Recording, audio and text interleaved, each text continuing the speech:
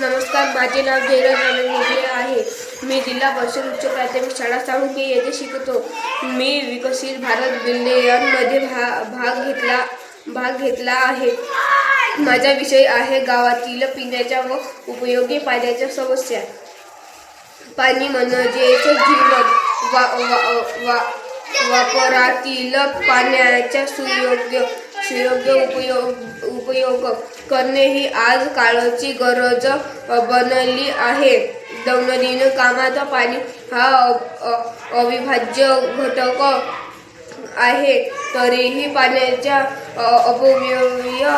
अपव्यय केला जातो। गावात पिण्याचे पाणी खूप कमी प्रमाणात येते। यामुळे त्याचा प्रत्येक कामात वापर करणे कठीण होते।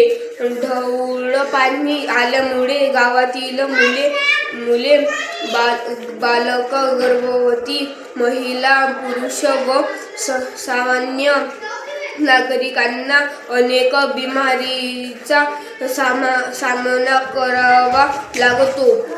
आज आपल्या देशातील बिमाऱ्या गावात पिण्याच्या पाण्याची समस्या आहे। पाण्याचे न केलेले नियोजन, गावात उपयोग केलेल्या पाण्याचा व्यवस्थित निचरा केला जात नाही। सांडपाण्याची योग्य ती विल्हेवाट लावल्या जात नाही। पाण्याचे प्रदूषण होते व त्यामुळे गावामध्ये बिमारी तयार होते। गावातील अनेक नागरिकांना पाण्याच्या संबंधित अनेक बिमाऱ्या होतात। अनेक लहान मुलांना फूड पॉइझनिंग सुद्धा होते। त्यामुळे ते मुलं हॉस्पिटलमध्ये ॲडमिट असतात व काही जणांनी आपला जीव सुद्धा गमवायला लागतो। सांडपाण्याच्या व्यवस्थित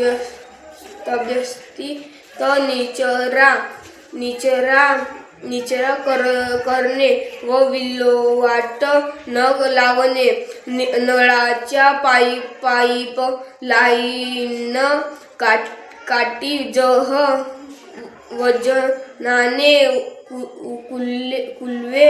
कुलणे व त्याकडे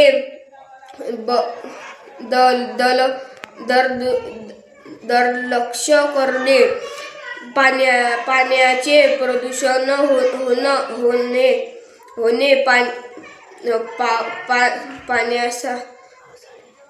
पावसाचे पाणी साठवून ठेवणे, पावसाच्या पाण्याचे योग्य नियोजन करणे, पाणी विनाकारण वाया घालणे, ह्या समस्या अनेक गावात